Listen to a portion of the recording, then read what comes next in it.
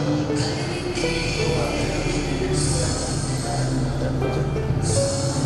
morning to one and all present here. Honorable Chief Guest, Reverend Father Varghese Kunal, Reverend Father Stephen Kulandaswamy, the Manager, respected Principal, Reverend Father Stanley Rodrigues, loving parents, and my dear little stars. Today, being a great event, we are here to celebrate the Vidyanam Samaroh. So we have gathered here to invite the little stars of the day. Welcome, extend your arms in welcome to the future. The best is yet to come. Said by Anthony DeMello. Let's put our hands together to offer a floral welcome to all present here.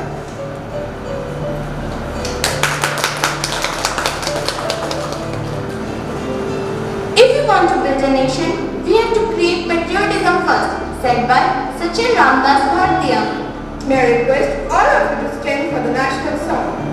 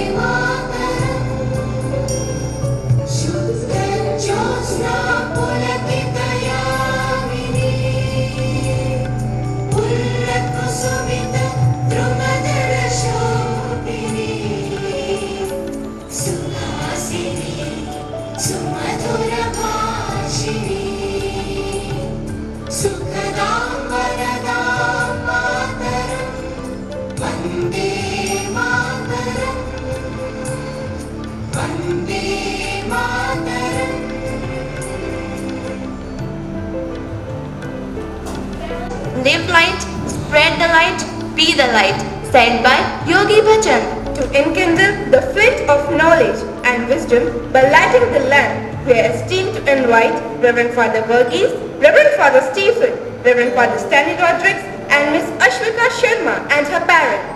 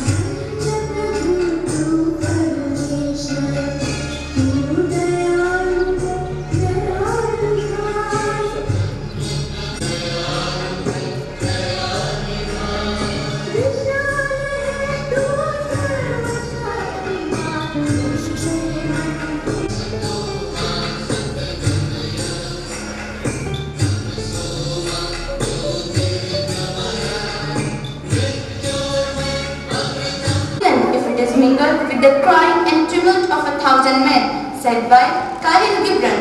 Let's experience God's presence among us through a devotional prayer song.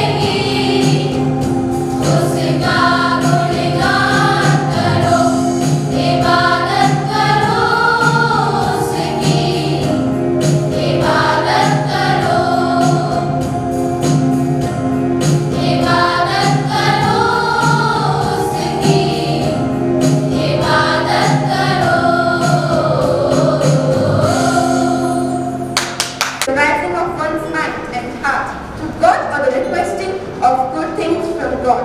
May I now humbly request Sister Nirmala to lead us in prayer. Gracious God, we come to you at the beginning of this new academic year 22 to 23. Thank you, Lord, for the gift of this beautiful day and the opportunity to discover your presence in our little ones. Now we bring before you our little birds of St. Peter's School as they are advancing to enter into new academic year. Fill their minds and hearts with your Holy Spirit. Help them to learn new things from us. Give them generous spirit to be enthusiastic with their studies and have courage to accept new opportunities to fly with colors. Help our children to be attentive in the class and let them experience your presence through a way of life. Refresh our souls and renew our spirits as we embrace this beautiful ministry of education. Faithful God, bless our principal and management with good health and happiness, so that we may be able to contribute our best for the betterment of our students. We thank you for the promise of the days ahead of us and for the blessings of your accompaniment through coming of new academic year. Give us the wisdom to seek the truth and confidence in our abilities. Bless our parents and teachers. Bless every student of St. Peter's School. Lord, show our children the right path during this schooling year. May they not be influenced by the unwise, but seek your purposes in all things. Guide their choices. Show us the right path to do our duties for the welfare of the students and the management. Amen. After me the universal prayer. Our Father, who art in heaven, hallowed be thy name. Thy kingdom come, thy will be done on earth as it is in heaven. Give us this day our daily bread and forgive us our trespasses as we forgive those who trespass against us. And lead us not into temptation, but deliver us from evil.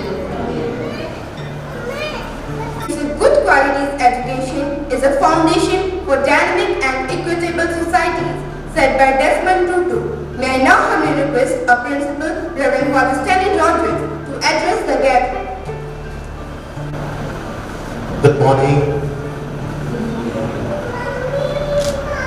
हमारे आज के manager जो हमारे बीच में उपस्थित हैं, father Shekhar Purandar स्वामी, और आज के विद्यारंभ के जो आयोजक हैं, फादर वर्गीस पुन्नत, उनको हम यहाँ से जानेंगे, पुन्नत पुरोहित, और सिस्टर जोन्स, हमारे स्कूल की एकेडमिक कोऑर्डिनेटर, और यहाँ उपस्थित आप सभी का मैं इस विद्यारंभ में आपका स्वागत करता हूँ, और यहाँ के हर एक जो शिक्षकगण हैं और हमारे बच्चे हैं, उनकी ओर से भी मैं आप सभी का स्वागत करता हूँ आज के पहले दिन पर।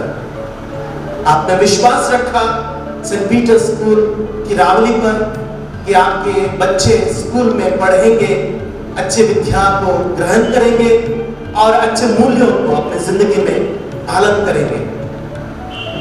कुछ बातें हैं हमारे स्कूल के बारे में जो आपके जहन में, आपके मन में हम डालना चाहेंगे, ताकि आपको हमारे स्कूल के बारे में, जिस स्कूल में आप अपने बच्चे को पढ़ाएंगे, के बारे में समझा सकते हैं, बता सकते हैं। हमारा स्कूल 15 अप्रैल 2014 को उद्घाटित हुआ और इसका समारोह और इनकी जो आशीष उस समय के स्कूल के chairman most reverend doctor Albert D'Souza के कर कमलों के द्वारा हुआ। और वो जो हमारा स्कूल है, इसका जो प्रबंधन करता है आज डायसिस ऑफ आगरा, इसके पहले जो फाउंडिंग मेंबर रहे हैं हमारे जो अल्बर्ट डिसूजा, जो पहले चेयरमैन रहे, और फादर सन्नी पटूर वो पहले मैनेजर, और फादर रॉय डॉल्फस जो पहले यहाँ स्कूल के प्रिंसिपल थे। ज्यादातर लोग आप जानते हैं उन्हें। और अभी हमारे नए स्कूल के चेयरमैन हैं आर्च बिशप राफी मंजली, और हमारे मैनेजर हैं फादर स्टीफन कुलंदेसामी, और अभी के जो प्रिंसिपल है जो यहाँ आपके सामने बात कर रहे हैं। और हमारे साथ 28 जो अच्छे क्वालिफाइड टीचर्स हैं, और 2 ऑफिस स्टाफ हैं, और 10 ऑक्सिलरी स्टाफ है जो हमारे स्कूल के उत्थान में मदद करते हैं। और हमारा सबसे बड़ा जो मोटो है और जो हमारा फोकस है कि शेपिंग सप्लाइंग पर्सनालिटी, जो हमारा व्यक्तित्व है, जो भी बच्चा हमारे स्कूल में आता है उसके व्यक्तित्व को सर्वांगीण विकास को ध्यान में रखते हुए करना, ताकि उसको ना सिर्फ पढ़ाई की ज्ञान अर्जित हो बल्कि बाकी चीजों का भी ज्ञान अर्जित हो, ताकि जब वो बच्चा यहाँ से निकल जाए वो ऐसा बच्चा बने जो दूसरों के लिए मार्गदर्शक। और हमारे स्कूल में हम अलग अलग प्रकार की जो एक्टिविटीज और कंपटीशन रखते हैं ताकि बच्चों का मन वर्धन हो, उनके मन का विकास हो। जैसे जीके क्विज हम कंडक्ट करते हैं, आर्ट एंड क्राफ्ट है, और एक्सटेम्पर है, और हमारे मन को और हमारे शरीर को जो अनुशासित रखने के लिए हम बच्चों को स्पोर्ट्स और अन्य योगा के एक्टिविटीज कराते हैं। आप इन पिक्चरों के जरिए देख सकते हैं।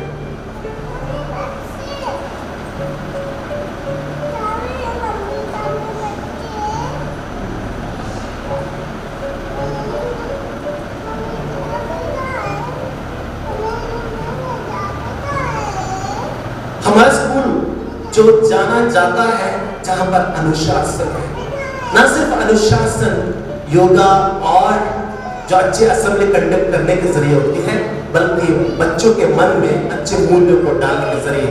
और उसी प्रकार हम बच्चों को अनुशासित करते हैं और हमारा वो सबसे सर्वोपरि हमारा ध्येय है।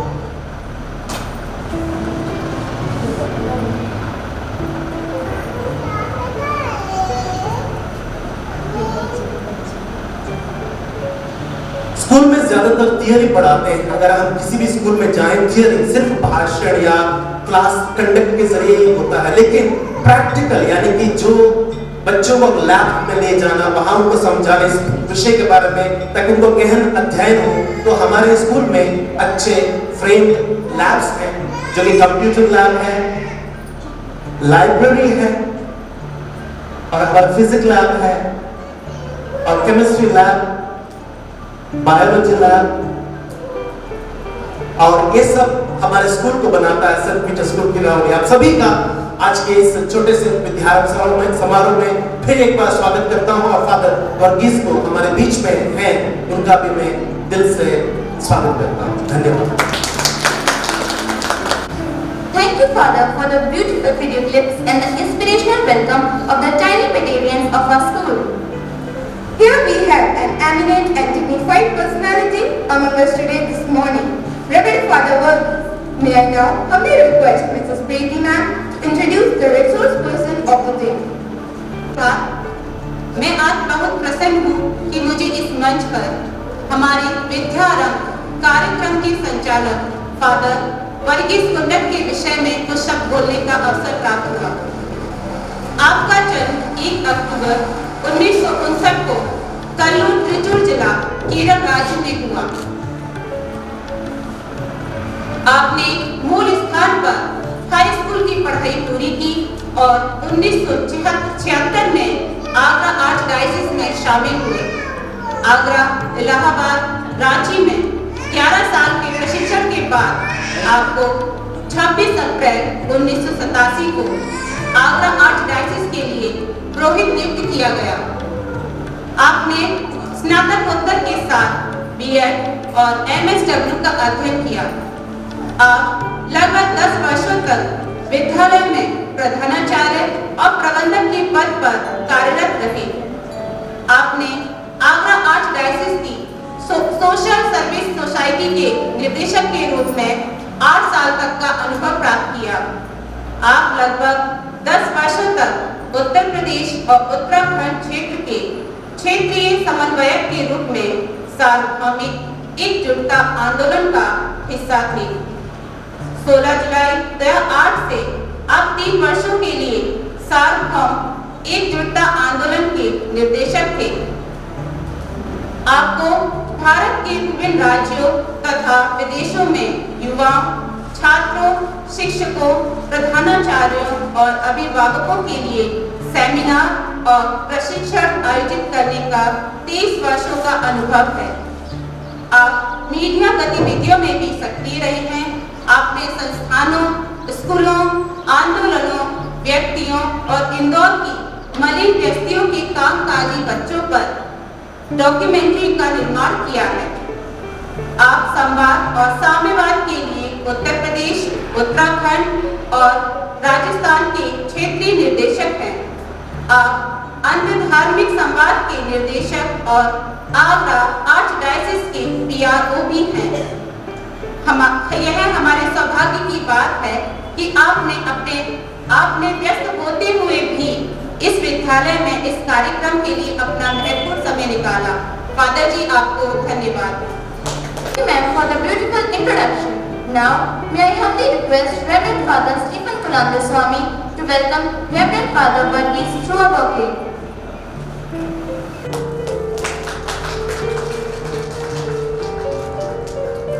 And great things. Now, I call upon Reverend Father Varghese to speak and explore your ideas on an auspicious occasion.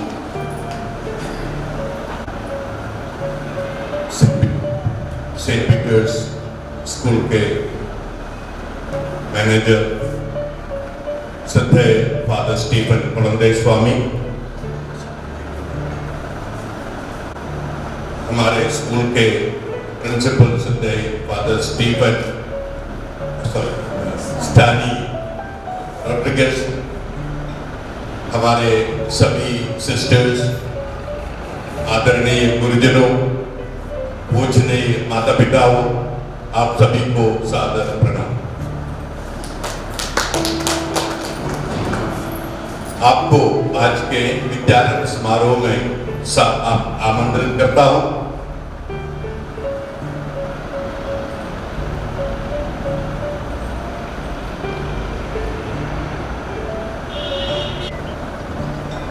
आप लोगों ने आपके बच्चे का दाखिल करने का समय आ गया।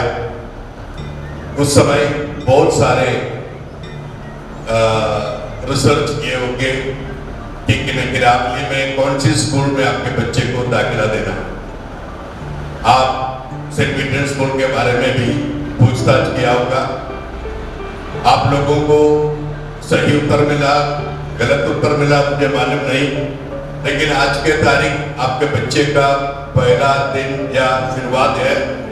उस समय में आप लोगों को यहाँ बुलाया सिर्फ इसलिए कि आप लोगों को समझा दें कि सेंट पीटर्स स्कूल क्यों खोला गया, यहाँ पर शिक्षा देने का मकसद क्या है और यहाँ पर पेरेंट्स का और टीचर्स के बीच में क्या संबंध होना चाहिए, पेरेंट्स को अपने बच्चे को अपने परिवार में किस तरह से परवरिश करना चाहिए, पेरेंट्स को हमारे देश के विकास में कैसे सहयोग देना चाहिए, इन सभी बातों पर हम थोड़ी देर चर्चा करेंगे। मैं आग्रह करूंगा कि आप ध्यान से सुने और जितने भी लोगों को यहाँ पर एडमिशन मिला, मैं स्कूल के नाम पर बहुत बहुत बधाई देता हूँ। सिलेबस जो न्यू दिल्ली है उसके आधारित पढ़ाई यहाँ पर होते हैं और आज के तारीख में ये लगभग 700 बच्चे हैं, उनको पढ़ाने के लिए 28 टीचर्स हैं। ये स्कूल का संचालन एक रजिस्टर्ड सोसाइटी के द्वारा होते हैं, उसका नाम है Roman Catholic डायोसिस of Agra education society. आज के तारीख में हमारे मैनेजर फादर स्टीफन आपके सामने विराजमान है और हमारा पहला प्रिंसिपल रहा फादर रॉय डॉल्बस और अभी का प्रिंसिपल है स्टानी रोड्रिगस अगस्त 2020 से। जैसे कि आपने बताया था, ये हमारा एक मोटो है जो उस फ्लेक्स में आपको दिखाई देगा बीच में, जो हमारे स्कूल का लोगो है, उसमें ये लिखा है शेपिंग सप्लाई पर्सनालिटी, या साधारण भाषा में बोले आपके बच्चे का सर्वांगीण विकास करना, आपके बच्चे का व्यक्तित्व का विकास करना, ये हमारा स्कूल का नारा है या मोटो है। और ये व्यक्तित्व का विकास करने के लिए हर तरह से बच्चे को ट्रेनिंग देना पड़ता है, मानसिक रूप से, आध्यात्मिक रूप से और फिजिकल रूप से और विशेष करके इंटेलेक्चुअल रूप से, और इन सभी तरीके से आपके बच्चे का अच्छी उज्जवल भविष्य हम सपना देखते हुए ये स्कूल चलाते हैं। St. Peter's School is a minority Christian institution granted minority rights by the Article 30 of the Indian Constitution. भारतीय परंपरा में विद्यालय तथा प्रशिक्षण संस्था मंदिर के समान माना जाता है। हम बोलते विद्या मंदिर है ना, ये कोई शॉप नहीं है, कोई शॉपिंग कॉम्प्लेक्स नहीं है, कोई व्यवसायिक जगह नहीं है, ये विद्या मंदिर है। कोई भी एजुकेशन इंस्टीट्यूशन को विद्या मंदिर में के नाम पर जाने जाते हैं। तो हम लोगों को जब विद्या मंदिर में आते हैं तो उस भावना के साथ, उस दृष्टिकोण के साथ इसके अंदर पैर, ये स्कूल के फाटक के अंदर पैर रखना चाहिए जैसे हम एक मंदिर के अंदर जा रहे हो, या मस्जिद के अंदर जा रहे हैं, या गिरजाघर के अंदर जा रहे हैं, या गुरुद्वारे के अंदर जा रहे हैं। इस तरह से भक्ति भाव से, विनम्रता से इसके अंदर आए। कोई भी इसके अंदर गाली गलौज करने, झगड़ा करने के लिए ना आए, क्योंकि ये विद्या मंदिर है। आप अपने बच्चे को यहाँ पर दाखिला दिया नर्सरी में, और यहाँ ये स्कूल 12 तक जाएंगे तो 12 और 15 साल तक आपके बच्चे को यहाँ पर पढ़ना है। तो आप लोगों को इसकी पवित्रता को बना के रखना है। आप में से कोई भी कभी भी कोई भी कारणवश इसकी पवित्रता का भंग नहीं करे, क्योंकि ये मंदिर है। तो ये विद्या मंदिर को के पवित्रता को बनाकर रखने के लिए आप सभी से अनुरोध है कि आप कभी भी इसके अंदर आके झगड़ा ना करें, गाली गलौज ना करें। और यदि आपको कोई भी परेशानी है, शिकायत है, आप आराम से आइए, शांति से बातचीत कीजिए और इसको सुलझाने की कोशिश कीजिए। एक और बात मैं बताना चाहूंगा, इस मंदिर में शिक्षा मंदिर में काम करने वाले 2 तरह के लोगों के बारे में थोड़ा समझाना चाहूंगा। बहुत सारे लोग नहीं समझते, नहीं जानते भी। हम ये फादर जो बैठे हैं इनको फादर बोलते हैं, फादर माने पापा, है ना। और ईसाई धर्म में ये फादर सबसे पहले फादर अभिषिक्त होकर पुजारी बनता है। पुजारी, हर एक मंदिर की पुजारी होती है, तो ईसाई धर्म का पुजारी है सबसे पहले, इसके बाद प्रिंसिपल। ठीक है, उनको प्रिंसिपल का अलग अलग जो जॉब दिया जाता है, और जो भी जॉब दिया वो सेकंड है। लेकिन सबसे पहले आपको जानना चाहिए एक फादर माने पुजारी है। हमारा ईसाई धर्म के पुजारी जैसे हिंदू धर्म में पुजारी है, हर धर्म में पुजारी है वैसे, और ये संन्यास लेते हैं। थोड़ा इस फादर बनने की प्रक्रिया बताना चाहूंगा। जैसे जो भी पुरोहित पुजारी बनना चाहते हैं ईसाई धर्म में, 10वीं या 12वीं पास करने के बाद अपनी सोच इच्छा से, ना माता पिता धकेल कर भेजते जाओ तुम पुजारी बनो, नहीं, ना कोई रिश्तेदार, कोई भी नहीं, जो भी जाना चाहे अपने स्व इच्छा से 10 या 12 के बाद ये पुजारी बनने के लिए अलग अलग गुरुकुल होते हैं, वहां पर दाखिल होते हैं। वहां पर 11-12 साल का प्रशिक्षण के बाद यदि ये योग्य पाया गया तो उनको पुरोहित अभिषेक मिलता है, और जिस दिन अभिषेक मिलता है वो पुरोहित या पुजारी या फादर बनता है। और ये सेवा के लिए घर छोड़ के आया, इनके पास बीवी बच्चे नहीं, इनको पैसा कमाने की कोई जरूरत नहीं, और ना ही संस्था इनको कोई पैसा देता है। भले ही स्कूल से प्रिंसिपल के नाम पर सैलरी जाता है, लेकिन इनको नहीं मिलता, जो संस्था में जाते हैं और इनको जीने के लिए जो जरूरत है वो देता है। इनके पास गाड़ी भी देखा होगा, लेकिन वो इनका नहीं, संस्था के लिए है। जब इनका ट्रांसफर होता है, ये सब उधर जोड़ के जाएगा और जिस जगह में जाएगा जो उधर मिलेगा उसका यूज करेगा। और आपसे ये आपको ये समझाना चाहता हूँ, एक सन्यास लेकर ये कर्नाटक से आया है, करीब यहाँ से 2.5-3 किलोमीटर दूर से अपने माता पिता, भाई बहन, रिश्तेदार सबको जोड़ के देश की सेवा करने के लिए, आपके बच्चों की सेवा करने के लिए यहाँ पर नियुक्त है। इसलिए जब भी आप आते हैं, थोड़ा इस बात को समझकर आए। ये कोई भी अपने व्यक्तिगत स्वार्थ के लिए कुछ भी नहीं करते, आपके बच्चों के लिए, यहाँ के विकास के लिए यहाँ पर पधारे। और सिस्टर, जो सिस्टर बोलते हैं या धर्म बहन बोलते हैं, नन बोलते हैं, वो भी इस प्रकार 10वीं या 12वीं के बाद सन्यासी बनने की अपनी इच्छा से घर छोड़कर आते हैं गुरुकुल में। उनका भी गुरुकुल होते हैं, उधर जाते हैं। प्रेसिडेंट के बाद वो आजीवन व्रत लेते हैं और मेंबर बन जाता है उस सन्यास संस्था के, और वो भी सेवा करते हैं, वो भी सैलरी दे लेते हैं। इसलिए माता पिताओं, प्लीज इनके पास आते समय गलती सबसे होता है, लेकिन थोड़ा समझकर, विनम्रता से, शांति से बातचीत करके जो भी परेशानी है उसको दूर करने के लिए कोशिश करें और इस मंदिर की पवित्रता को बनाए रखें। विद्यालय ही एक सशक्त साधन है जो एक बालक को प्रेम, स्वतंत्रता, ईमानदारी सिखाता है, जिसमें धर्म, प्रांत, संस्कृति और जातिगत भेदभाव नहीं है और एक शिक्षित समाज बनाने की शिक्षा देता है। देखो हमारे क्लासरूम है, वो एक सर्वधर्म सद्भाव का एक छोटा सा भारत है। उसके अंदर हर धर्म के लोग हैं, हर जाति के लोग हैं, धनवान हैं और मिडिल क्लास लोग हैं और कमजोर लोग हैं, गरीब लोग हैं, वो सब मिलकर एक क्लासरूम में पढ़ते हैं। एक छोटा भारत को एक क्लासरूम में हमको देखने को मिलता है। हम ईश्वर से प्रार्थना करें कि ये बच्चे एक साथ हर धर्म के लोगों के साथ रहकर, हर जाति के लोगों के साथ रहकर जब आगे बढ़ता है, उसके अंदर हर इंसान के प्रति प्रेम भाव रहे, कभी घृणा ना हो, क्योंकि आज के तारीख में हमारे अंदर घृणा ज्यादा है, प्रेम कम है। हमें एक प्रेम की संविदा ले आना है। ये हमारे संस्था ये कोशिश करते हैं, आपके बच्चे के अंदर एक प्रेम की संविदा लाने के लिए कोशिश करते हैं और इस कोशिश को साकार करने के लिए, सफल बनाने के लिए हमें आप सभी का सहयोग की अत्यंत जरूरत है। हम ये भी कोशिश करते हैं कि आपके बच्चे के अंदर व्यक्ति का विकास करना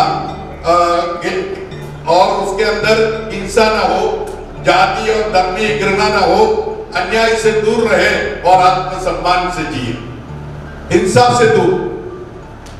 जब हिंसा से दूर के बारे में मैं जब भी सोचता हूं, मैं भी केरल का हूं, साउथ इंडिया का है। 40 साल पहले मैं केरल छोड़कर यूपी में आया, तब से मैं ये देख रहा हूं। यहाँ के सड़क के खड़े होकर आप लोगों को जाते हुए देखेंगे, लगभग हर 10 आदमी के में से एक आदमी के पास या तो एक बड़ा बंदूक होगा 2 बैरल का, या तो एक रिवॉल्वर होगा। एक बंदूक की संस्कृति हमने ये नॉर्थ इंडिया में देखा। सही बोला ना गलत बोला? अक्सर सब घर में एक बंदूक है, लाइसेंसी या बिना लाइसेंस का। मुझे अभी भी पता चला बहुतों के पास लाइसेंस का भी है, बिना लाइसेंस का भी है, लेकिन बंदूक तो जरूर है। अब जिस घर में बंदूक होता है तो बच्चे क्या सीखता है? हिंसा करो। लेकिन हिंसा की संस्कृति, एक हिंसा की संस्कृति हमारे अंदर आ जाता है, तो ये गलत है। हमें बच्चे को ये हिंसा की संस्कृति से, संविदा से दूर रखना चाहिए। बहुत सारे लोग 50,000, 1 लाख, 1.5 लाख, 2 लाख का बढ़िया बढ़िया रिवॉल्वर खरीद कर रखता है और जीवन भर एक गोली भी नहीं चलाते, सिर्फ दिखाने के लिए। क्या फायदा? तो हमें जरूरत है। और मैं जब केरल से आया, केरल में ज्यादा से ज्यादा मैंने देखा लोगों के पास एक चाकू, बंदूक तो कभी नहीं, बंदूक तो कभी नहीं किसी के पास नहीं, लेकिन ज्यादा से ज्यादा एक चाकू देखा है। तो मुझे समझ में नहीं आया यहाँ आकर लोग क्यों इतना बंदूक लेके घूम रहे हैं। तो थोड़ा सा बंदूक का संस्कृति को कम करो, हिंसा कम करने के लिए बच्चों को सिखाए, ये हम भी कोशिश करते हैं, हम भी उसके लिए सहयोग दें। धर्म और जाति के नाम पर घृणा पैदा करना ये नहीं होना चाहिए। हम कोशिश करते हैं प्रेम की सभ्यता बना रहे, और अन्याय से तो कभी भी कोई भी कारणवश किसी भी चीज में अन्याय न करें। माने न्याय संगत व्यवहार करने का मतलब है किसी को ठगना नहीं, किसी को चीटिंग नहीं करना, ये सब का मतलब होते हैं अन्याय। अन्याय का से दूर रहे बच्चे और न्याय संगत रहे, सत्य के पथ पर चले, ये हम कोशिश करते हैं। और आत्मसम्मान से जी, आत्मसम्मान कुछ लोग ये समझते हैं अच्छा कपड़ा पहन लिया आत्मसम्मान बन गए, अंग्रेजी में बात किया तो आत्मसम्मान हो गया, बड़े बड़े लाखों करोड़ों रुपए के कार में चला तो आत्मसम्मान हो गया, नहीं होता। आत्मसम्मान के लिए आपके पास अच्छा संस्कार होना चाहिए, आपके पास अच्छी शिक्षा होना चाहिए, आपके अंदर अच्छी सभ्यता होना चाहिए, तब जाके आपको आत्मसम्मान होगा। और ये तीनों चीज हम सेंट पीटर स्कूल आपके बच्चे को देने के लिए कोशिश करते हैं। इन सभी बिंदुओं को ध्यान में रखते हुए बच्चे के व्यक्तित्व का सर्वांगीण विकास करके समाज के ऐसी भावी कर्णधारों का निर्माण करना जो समाज की उन्नति हेतु समाज को समर्पित है। मैंने देखा बहुत सारे पेरेंट्स कभी-कभी बोलते हैं कि गांव में ये थोड़ा सा गांव के स्तर का है, लेकिन इसमें इतना है या नहीं मुझे मालूम नहीं। कभी-कभी पेरेंट्स सपना देखता है कि मेरे बच्चे पढ़कर डॉक्टर बने, इंजीनियर बने, आईटी प्रोफेशनल बने और विदेश जाए और खूब पैसा कमाए, और हो सके विदेश का सिटीजनशिप ले ले और बुढ़ापे में हमको भी ले जाए, हम उधर आराम से बच्चे के साथ जिए। ऐसे किस तरह का सपना देखता है। मैं ये नहीं बोला ऐसा सपना देखना गलत है, यदि उधर ही रहने का सपना देखता है तो गलत है। यदि विदेश जाकर वहां की टेक्नोलॉजी सीखे, वहां ज्यादा तनख्वाह मिलता है उसको कितना करे, 5-10 साल काम करके वापस भारत आए, उस टेक्नोलॉजी को भारत के विकास के लिए कार्य करो, उस पैसा को भारत के विकास के लिए इन्वेस्ट करो तो बढ़िया। और इसलिए आप सभी से अनुरोध है, आपके बच्चे को अभी से जो भी आपके बच्चे बनता है भारत में रहकर और भारत के विकास के लिए काम करे, उसके लिए प्रेरणा दे, विदेश जाने के लिए नहीं। थोड़ा हम आप लोगों को समझाना चाहूंगा लिटरेसी और एजुकेशन का मतलब क्या हो। लिटरेसी का मतलब है साक्षर होना, एजुकेशन का मतलब है शिक्षित होना। तो साक्षर होने में और शिक्षित होने में क्या फर्क है, ये थोड़ा सा आपको समझाना बहुत जरूरी है। साक्षर होने का मतलब ये होता है आप कोई भी भाषा या सब्जेक्ट लिख सके, पढ़ सके और उसको बोल सके तो आप साक्षर हैं। शिक्षित होने का मतलब थोड़ा ज्यादा होती है साक्षर होने से। तो शिक्षित होने का कोई भी इंसान का शिक्षित होना तब शुरू होता है जब वो इंसान सत्य ढूंढने लगता है। जो इंसान सत्य को ढूंढता है वहां पर उस इंसान का शिक्षित होना शुरू होता है। जब इंसान सत्य को ढूंढता है, तो सत्य को ढूंढना है। आज के तारीख में आप न्यूज़पेपर देखो बहुत सारा झूठ, और टीवी देख लीजिए उसमें बहुत सारा झूठ, आप बड़े बड़े नेताओं का भाषण सुनिए उसमें भी बहुत सारा झूठ और बड़ा झूठ का बोलबाला चल रहा है। और आपको और मुझे और हमारे बच्चों को सत्य जानना चाहते हैं सब लोग, झूठ नहीं, और सत्य को खोजना पड़ता है, झूठ नहीं। तो ये सत्य को खोजने की प्रक्रिया हमें से प्रत्येक लोगों के अंदर होना चाहिए। पुराने जमाने में सत्य को खोजने के लिए बड़ा बड़ा किताब पढ़ना पड़ता था या अच्छे जानकार लोगों से आपको सलाह लेना पड़ता था। आज के तारीख में आपके पास बहुत बढ़िया एक चीज है, वो है मोबाइल। वो मोबाइल यदि आपके पास में है तो गूगल को आप सवाल पूछो तो with in fraction of second आपको उत्तर मिलता है। बहुत आसानी से आपको सत्य पता चलता है। इसलिए आपसे अनुरोध है सत्य को ढूंढिए। कभी भी किसी बात पर न्यूज़पेपर का हो या टीवी का हो या कोई नेता का भाषण का हो, उस बात को विश्वास करने के पहले उसका सत्यापन करें, इसके बाद विश्वास करें, यह अति जरूरी है। और सत्य को जब ढूंढेंगे हमको समझ में आते हैं क्या सही है और क्या गलत है। सत्य को ढूंढेगा तो हमें क्या समझ में आता है, क्या सही और क्या गलत। जब हमको पता चलता है सही और गलत को, हमको क्या चुनना चाहिए, उसमें से सही चुनना चाहिए, गलत सही। तो जब हमको सही चुनना चाहिए और चुनना काफी नहीं, उस सही को जीवित करके दिखाना। यदि मैं आज का उदाहरण ले ले तो मेरे फादर को पूछा था आपके स्कूल में कितने स्टूडेंट्स आएंगे आज के तारीख में विद्यालय के लिए, तो उन्होंने बोला नर्सरी और एलकेजी दोनों मिलकर करीब 30-32 पेरेंट्स आएंगे, बच्चों के पेरेंट्स आएंगे। मैंने 32 पेरेंट्स का डबल हो गया 64, 64 तो है नहीं। इसके मतलब ये सबको फादर ने इन्विटेशन दिया था, आमंत्रण दिया था, और बहुत कम लोग उसको सही को चुना। आज आना चाहिए उस बात को चुना, और बहुत कम लोग आपको बुलाया गया कितने टाइम पर, 8 बजे 8:30 बजे 9 बजे तक भी आ रहे। इसका मतलब क्या हुआ, बहुत सारे लोग सही को चुना, सही है, लेकिन उसको जीवित करके दिखाना माने 8 बजे बुलाया तो 8 बजे ही आना चाहिए। उसके लिए बहुत कम लोग 8 बजे आए, बहुत सारे लोग 8:30 बजे तक आए, और अभी भी आ रहे। तो इसका मतलब क्या हुआ, हम सत्य को जीवित करके दिखाने में असमर्थ होते हैं। हमारे पास ताकत नहीं सत्य को जीवित करके दिखाना। सत्य जानते हैं, सत्य छूटते हैं, लेकिन सत्य को जीवित करके दिखाना हम असमर्थ हो जाता है। ऐसा नहीं होना, आज से ऐसा नहीं होना। माता पिता को सबसे पहले सत्य को चुनना है और सत्य के लिए जीना है और सत्य को जीवित करके देना है। काफी नहीं, एक और स्टेप आगे, यदि सत्य के लिए कि हमको अपने जीवन की कुर्बानी देना पड़े, देने के लिए तैयार होना चाहिए। अब तो कौन शिक्षित इंसान है? 5 बात। नंबर 1 सत्य को ढूंढना, नंबर 2 सही और गलत को समझना, नंबर 3 सही को चुनना, नंबर 4 सही को जी कर दिखाना, और यदि जरूरत पड़े नंबर 5 सत्य के लिए जीवन की कुर्बानी देना।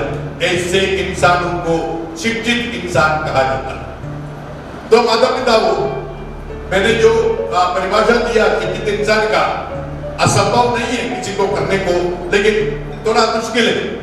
लेकिन इसका मतलब नहीं हम लोगों को कोशिश नहीं करना चाहिए, हमें कोशिश करना चाहिए। अभी आपको साक्षर होने में, शिक्षित होने में क्या अंतर है समझ में आ गया। तो आपसे सवाल है, आप अपने बच्चे को स्कूल में डाला, आप अपने बच्चे को साक्षर सिर्फ साक्षर होना चाहते हैं, करवाना चाहते हैं, या शिक्षित करवाना चाहते हैं, या दोनों चाहते हैं? क्या होना चाहिए? दोनों चाहिए। तो मैं आपसे आपको याद दिलाऊंगा कि आप अपने बच्चे को साक्षर और शिक्षित करवाना चाहते हैं, सबसे पहले किसको साक्षर और शिक्षित होना है? बच्चे को और माता पिता को। तो आपका नंबर है पहले। आपको थोड़ा अपने जीवन में परिवर्तन लाना। यदि आप कहीं गलत रास्ते पे है, सही रास्ते पे आइए। आपको थोड़ा त्याग करना पड़ेगा, उसूलों के साथ जीवन बिताना पड़ेगा। जीवन के लिए कुछ नियम आपको बनाना पड़ेगा। आपको ये कभी, जैसे पूरे एग्जाम्पल, आप नियम बनाना है, आपका एक नियम बनाना है, मैं जिंदगी में कभी झूठ नहीं बोलूंगा। दूसरा नियम बना लिए, मैं जिंदगी में किसी को ना ठगेंगे। तीसरा नियम बनाए, आप कभी भी 2 नंबर का कमाई नहीं करेंगे। तो इस तरह के नियम आपको बना के आज से माता पिता में परिवर्तन, क्योंकि बच्चे आपको देखकर आपसे सीखते हैं। बच्चे स्कूल में 6 घंटे रहते हैं, आपके पास 18 घंटे रहते हैं, इसलिए आपसे ज्यादा प्रभावित होते हैं। और जो शिक्षा है, संस्कृति है, सभ्यता, ये स्कूल से ज्यादा परिवार से सीखते हैं। इसलिए आपकी जिम्मेदारी आपके बच्चे को अच्छा इंसान बनाने के लिए ज्यादा होती है। शिक्षा, संस्कृति, सभ्यता, ये तीनों चीज खरीदने को नहीं मिलता, ये परिवार से मिलता है। यदि मैं आपसे ये सवाल करूं, एक बच्चे का सबसे पहला गुरु कौन है? माँ बाप नहीं है, सिर्फ माँ। पहला गुरु, पहला स्थान एक बच्चे के लिए गुरु के रूप में माँ होती, बाद में बाप होता। सॉरी आपको सेकंड जगह माँ सबसे पहला गुरु होता है और इसलिए बताया जाता है, जैसे एक बड़ा कहावत है जब आजकल बोलते रहते हैं बेटी बचाओ बेटी पढ़ाओ। यदि एक बेटी को बचाकर एक बेटी को पढ़ाएंगे तो पूरी परिवार शिक्षित होता है, संस्कारित होता है, सभ्य होता है। इसलिए आप लोगों से अनुरोध है, आपके घर में बहुत सारे घरों में मैंने देखा यहाँ की क्या बोलते हैं, एक तरह का परंपरा, बेटी को कम पढ़ाते हैं, बेटी को कम इंपॉर्टेंस देते हैं और बेटे को बहुत ज्यादा, बेटे को राजा समझते हैं। ऐसा नहीं करें, बेटी को भी अच्छी तरह समझाओ, क्योंकि एक बेटी पढ़े लिखने से पूरे परिवार पढ़े लिखे होते हैं, पूरे परिवार संस्कारित होते हैं, पूरे परिवार सभ्य होते हैं। संस्कृति के बारे में हम जब बताते हैं, शिक्षा के बारे में मैं बता चुका, संस्कृति संस्कार। यदि यहाँ बैठे सभी माताओं से ये सवाल पूछूं कि आप जब अपने मायके जाएंगे, उस मायके में आप पहुंचते समय आपके माता पिता को मिलेगा तो दूर से आप बोलेंगे हाय मम्मी, हाय पापा, ऐसा बोलता है। क्या करते हैं आप जाके? बोलिए, आप अपने माता पिता मायके में मिलेगा, सबसे पहले क्या करेंगे? हाँ, गले मिलेंगे और जब गले मिलेगा, हाँ, पैर चुपकर, दोनों हाथों से पैर छूकर आशीर्वाद लेना, ये हमारा संस्कार है।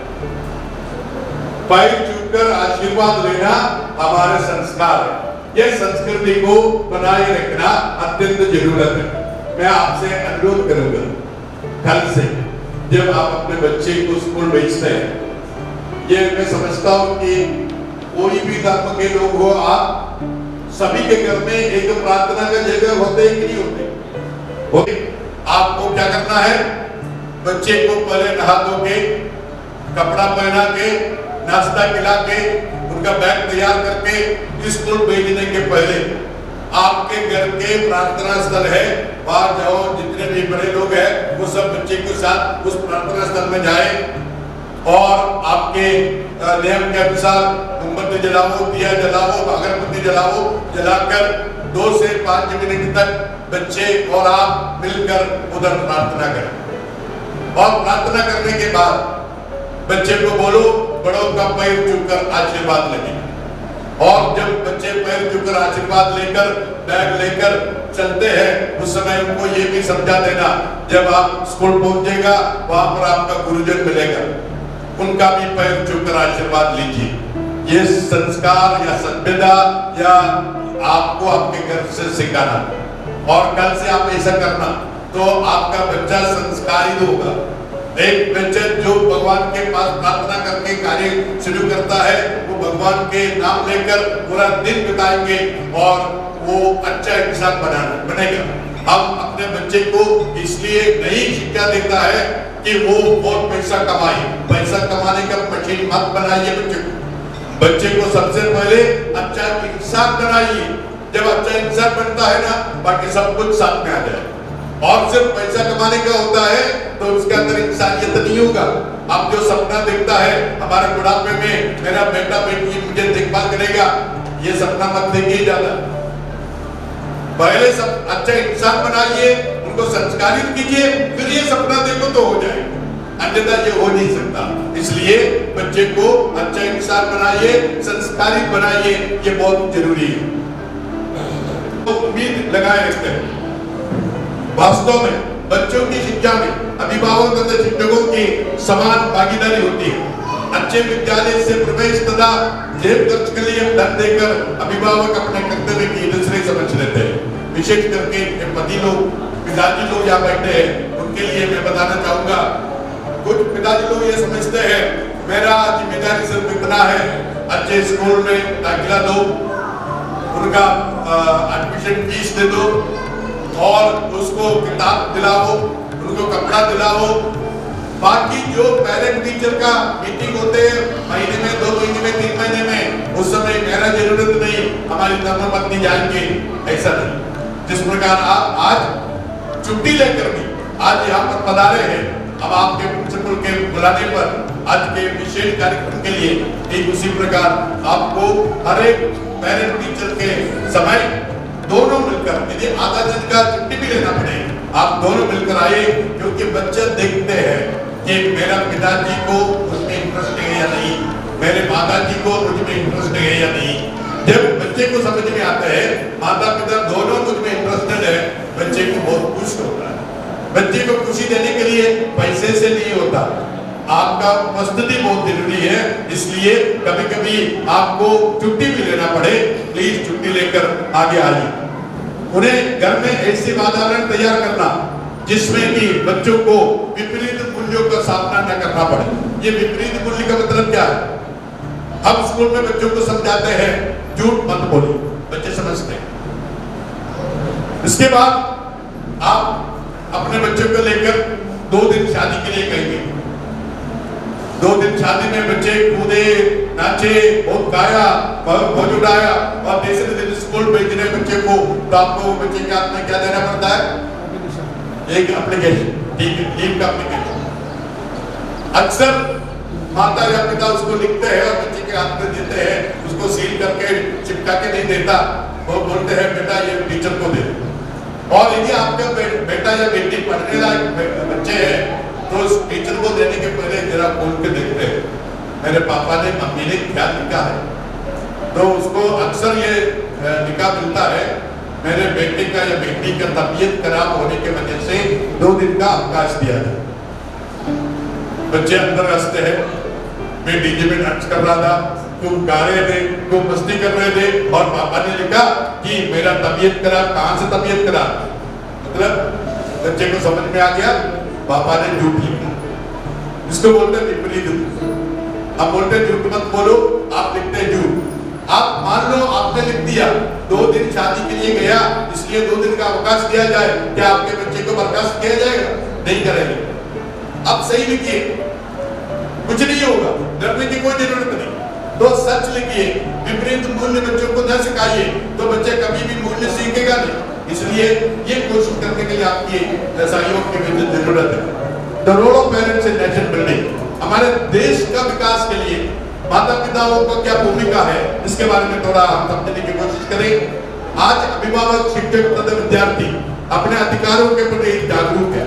वे देश से अधिक लाभ लेना चाहते हैं। सब कुछ मुझे मिलना चाहिए, देश को देना हम कभी नहीं सोचते, लेकिन कितने अभिभावक तथा विद्यार्थी देश के प्रति अपने कर्तव्य के बारे में सोचते हैं? हमारा एक कर्तव्य है टैक्स देना। अब 31 जो है मार्च खत्म हो गया, सब लोग टैक्स देने के लिए कोशिश करते हैं, और सब कोशिश करते हैं कम से कम टैक्स दें, और कम से कम टैक्स देने के लिए कैसे अकाउंट बनाना चाहिए उसके लिए भी बहुत सलाहकार अवेलेबल है।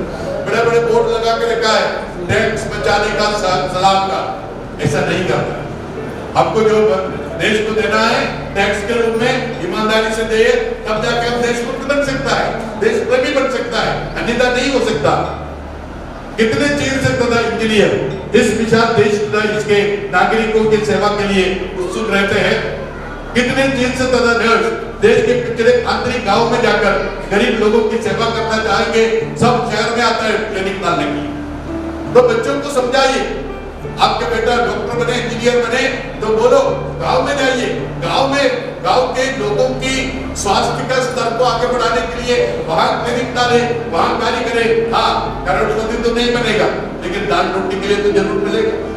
तो इसलिए बच्चों को भी थोड़ा प्रेरणा दे, हमको हमारे देश में रहकर देश के विकास के लिए कार्य करें। कितने अभिभावक अपने बच्चों को टैगोर अथवा अन्य कोई आदर्श व्यक्ति जिन्होंने लोगों के लिए अपने जीवन की बलिदान दिया बनने के लिए प्रेरणा देंगे। हम सब बोलेंगे भगत सिंह की जरूरत है। आज भगत सिंह हर परिवार में जन्म होना चाहिए। अब बोलेगा हाँ, पड़ोस में जन्म लेंगे तो ठीक है, हमारे परिवार में अपने परिवार में अपने बच्चे को भगत सिंह नहीं बनाना। प्लीज माता पिताओं, यदि हम देश के लिए है, देश का देशभक्त बनने के लिए कोशिश करते हैं, अपने बच्चे को भी देश के लिए अपना प्राण त्यागने के लिए ऐसे भगत सिंह जैसे लोगों की कहानी बताइए और उसको अच्छा देशभक्त बनाइए। शिक्षा में अभिभावकों के लिए परिवार में बच्चों को किस तरह से परवरिश करना चाहिए, उसके लिए 2-4 बात बताऊंगा। अपने बच्चे को विद्यालय में एक आम बच्चे के समान रहना सिखाएं। जब आपके घर में मान लो बड़ा लग्जरी कार है, आप अपने बच्चे को उसमें ना लाए ना ले जाए। बच्चे को शुरू से रफ एंड टफ बच्चा बनाइए। उनको टच मी नॉट माने बड़े नाजुक, जैसे बोलते हैं ना, जब ग्लास कांच के कोई सामान कहीं बेचते हैं उसमें लिखता है क्या बोलते हैं उसमें, ये बहुत नाजुक चीज है, संभाल के इसका लेके जाना, लेके रखना। ठीक उसी प्रकार अपने बच्चे को इतना नाजुक नहीं बनाना, उनको रफ एंड टफ बनाना। इसलिए आप अपने बच्चे को साधारण रूप से ऑटो रिक्शा में स्कूल के लिए जो वैन जा रहे हैं या बस जा रहे हैं उसमें भेजने के लिए कोशिश करें। उनको समझ में आने दो, स्कूल जाना है भी थोड़ा संघर्ष करना पड़ता है, परेशानी उठाना पड़ता है, त्याग करना पड़ता है, दुख तकलीफ करना पड़ता है। ऐसा बच्चों को शुरू से सिखाइए। जेब खर्च देने में भी अनुशासन बनाए। तो पहले जमाने में बच्चे रोते थे तो उनको रोना बंद करने के लिए क्या देते थे? पैसा देते। आज के नियम के साथ बच्चे को समझाने की कोशिश कीजिए और बच्चे के साथ पेश आइए और उनका रोना बंद करने के लिए पैसा, मोबाइल ये मत दीजिए। बच्चे को विद्यालय के प्रति साधारण भोजन दीजिए। जैसे कि मैंने पहले से ही बोला, यहाँ हर धर्म के लोग हैं, जाति के लोग हैं, धनवान है, मिडिल क्लास है, गरीब। बच्चे मन के सच्चे हैं, बच्चे ये सब नहीं जानते और बच्चे सभी लोगों से दोस्ती करते हैं। उनके लिए ना काय से दोस्ती या काय से विरोध ऐसा नहीं, वो सबसे दोस्ती करता है। किसी के खिलाफ उनके अंदर घृणा नहीं होती। और जब इंटरवल के टाइम खाना खाने के समय जब बैठता है, अकेले अकेले बैठकर नहीं खाते, 2-4 बच्चे एक साथ बैठ गए राउंड में और सबने टिफिन खोला, सब एक दूसरे को देख लिए क्या क्या लाया। तो कभी कभी ये देखने को मिलता है एक बच्चे को कि टीवी में जो लेटेस्ट एडवर्टाइजमेंट आया, वो बिस्किट, वो टॉफी, वो चॉकलेट, वो सामान उसके अंदर मिलता है। तो उसके अंदर जो गरीब बच्चे हैं वो जाके घर में अपने माता पिता से डिनाई करता है, मेरे दोस्त ने फलाना चीज लाया है, मुझे भी कल वही देना चाहिए, नहीं तो मैं स्कूल नहीं जाऊंगा। तो इसलिए आप लोगों से अनुरोध है कि आप अपने बच्चे को साधारण भोजन हमारे लिए क्या है? रोटी, पराठा, पिकल, अचार या सब्जी, ये देने की कोशिश की। हाँ, कभी कभी आपके बच्चे इसको पसंद नहीं करते तो बिना खाके लेके आएगा, चिंता मत करो। एक दिन नहीं खाया आपका बच्चा नहीं मरेगा, दूसरे दिन लेके गए फिर वापस लाया, कोई बात नहीं, आप थोड़ा कठोर बन के रहिए। आपको भी ये बोलना, जिस दिन इनको भूख लगेगा या अपने आप खाने लगेगा। उन्होंने एक दिन, 2 दिन, 1 हफ्ता नहीं खाया, इसका मतलब नहीं आपको बदलना है, नहीं बदलो। आप थोड़ा कठोर बनिए और उनको वही चीज दीजिए रोजाना। जब उनको मालूम पड़ेगा मेरा दाल नहीं गलेगा तो जिसको खाना ही पड़ेगा और ताकि वो आदत में आ जाएगा। और प्लीज माता पिता वो उनको साधारण भोजन भी दीजिए। बच्चों को उनके वस्त्र धोने, कमरा स्वच्छ रखने के लिए स्वावलंबी बनाए। मैंने बोला बच्चे को रफ एंड टफ बनाना और उनके लिए उनको बोलो उनका छोटा सा चम्मच है उसको धो ले, छोटा सा उनका प्लेट है उसको धो ले, उनका छोटा रुमाल है उनको धोने के लिए सिखाओ और उनको बोलो बेटा ये तुम्हारा जगह है, यहाँ पर तुम्हारा टेबल है, यहाँ पर पढ़ के रख के आप पढ़ेंगे, पढ़ने का जगह है। और उसको साफ करने के लिए एक फैंसी झाड़ू खरीद के दीजिए, एक पोछा दीजिए और बच्चे को ये सब काम बड़ी साधारण रूप से, सरल ढंग से, बढ़िया से समझाकर बचपन से कराइए। तब जाके बच्चे परफेक्ट बनेगा, तब जाके बच्चे प्रैक्टिकल बनेंगे। और इसलिए उनको स्वावलंबी बनाने के लिए यह सब शुरुआत से सिखाइए। विद्यालय तथा घर दोनों ही स्थानों पर बच्चों के जन्मदिन अत्यंत सादगीपूर्ण ढंग से मनाइए। पहले जमाने में किसी को कब जन्मदिन कब था किसी को मालूम ही नहीं, आज तो सबको मालूम। और कुछ लोग दिखाने के लिए 5 स्टार होटल बुक करके बहुत पैसा खर्च करके जन्मदिन मनाते हैं। ऐसा मत कीजिए। यदि आपको पैसा खर्च करना ही है, बच्चे को शुरू से लेकर संवेदनशील बच्चा बनाए। उसके लिए आप अपना केक ले लीजिए और कुछ गिफ्ट ले लीजिए, खाना ले लीजिए और कोई गरीब बस्ती में जाइए या कोई अनाथालय में जाइए या ओल्ड एज होम में जाइए, वहां जाकर उन लोगों के बीच में खड़े होकर केक काटो, उनको गिफ्ट दे दो, उनको खाना खिलाओ और बच्चों को शुरू से संवेदनशील बच्चा बनकर आगे बढ़ने के लिए सिखाइए। बच्चों के अपराध भूल को अंते का मत कीजिए। बच्चे स्कूल में पढ़ा फेल हो गया, उसके लिए उनको गाली मत, लेकिन उन्होंने कुछ गलत काम किया तो कभी मत बोलना ये नादान है, ये बच्चे हैं, उनको कुछ नहीं करना। नहीं, छोटे से छोटे अपराध जो बच्चे करते हैं उसके खिलाफ आपको आवाज उठाना चाहिए। यह अत्यंत जरूरत है, नहीं तो बाद में आप बच्चे को रोकना आपके लिए मुश्किल हो जाएगा। जीवन की सच्चाइयों से बच्चों को अवगत होने दीजिए। जीवन की सच्चाइयों से बच्चे बहुत सवाल करते हैं आपसे, बच्चे के अंदर बहुत सवाल है, उस सवालों को उत्तर ईमानदारी से दीजिए, झूठ मत बोलिए। एक चुटकुला मैं बताऊंगा। एक बार एक बच्चे ने अपने पिताजी से पूछा, पापा बताइए मैं कहां से आया? तो पापा ने बोला अस्पताल से। बच्चे ने फिर पूछा, पापा आप कहां से आए? पड़ोस से मिला। हमारे दादा कहां से आए? एक एरोप्लेन जाने थे वहां से गिर गई। इसके बाद थोड़ी देर के बाद ये छोटा बच्चा अपने पापा से बोल रहा है, इसका मतलब है हमारे पूरी खानदान में कभी डिलीवरी नहीं हुआ। बच्चे आपसे ज्यादा जानते हैं आपके बारे में, तो उनको झूठ मत बोलिए। उनको कभी कभी ये भी समझाना जरूरी है, उनका आमदनी आपका परिवार का आमदनी कितना है, आपका खर्च कितना है, आपके पास कितना बाकी पैसा है, क्योंकि बच्चे समझते हैं आपके पास अनगिनत पैसा है और बहुत डिमांड करते हैं और कभी कभी डिमांड पूरा करने के लिए आप उधार लेकर काम करते हैं। ऐसा नहीं करना भी पड़े, कभी करो, लेकिन बच्चे को समझाइए आपका आमदनी क्या है, आपके जीवन की सच्चाई क्या है, आपके परिवार की सच्चाई क्या है। बच्चों को समझाना अति जरूरी है। घर पर आत्मीयता का वातावरण बनाना। माता पिता पति पत्नी बहुत प्यार करते हैं, करना भी चाहिए, लेकिन कभी कभी झगड़ा भी होता है, ये भी साधारण। लेकिन आप लोगों से विनम्र निवेदन है, आज से यदि आपको झगड़ा करना ही है, करना नहीं चाहिए, यदि करना पड़े तो आप लोगों से विनम्र निवेदन है, आप दोनों मिलकर एक कमरे के अंदर जाओ, किवाड़ बंद करो, उसके अंदर कितना भी झगड़ा करो। बच्चों के सामने कभी झगड़ा मत कीजिए, नहीं तो क्या होगा मालूम है? आपके घर में विश्व का सबसे कीमती सीसीटीवी है। आपके घर में विश्व का सबसे कीमती सीसीटीवी है। वो क्या है? आपके बच्चा है। वो सब कुछ देखता है, सब कुछ समझते हैं और आपके लड़ाई करने के बच्चे के साथ लड़ाई किया तो नेक्स्ट डे स्कूल आएगा, अपने टीचर को बोलेगा, मैडम देखो कल ना मेरे पापा ने मेरी मम्मी को एक दिन क्यों करवा, आप गाली दिया, झगड़ा किया, मारपीट हुआ, ये सब बच्चे आपके स्कूल में बोले, उनके दोस्तों को बोले। इसलिए आप लोगों से निवेदन है, थोड़ा आत्मीयता के साथ बच्चों के सामने कभी गाली गलौज, मारपीट, झगड़ा न कीजिए। विरासत में ईमानदार अभिभावक मिलना बच्चों के लिए अत्यंत गौरव की बात है। ईमानदार अभिभावक आज के तारीख में मिलना अत्यंत गौरव की बात है। मैंने बोला आजकल झूठ कर बोलबाला, प्लीज आप कोशिश करें। मैंने बोला बच्चे की शिक्षित करने के लिए आपके अंदर भी परिवर्तन की जरूरत है।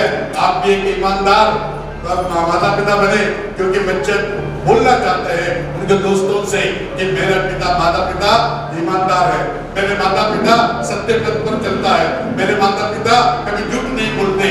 वो आपके नाम लेकर बताना चाहते हैं। प्लीज माता पिता को थोड़ा परिवर्तन आप अपने जीवन में मिलाइए।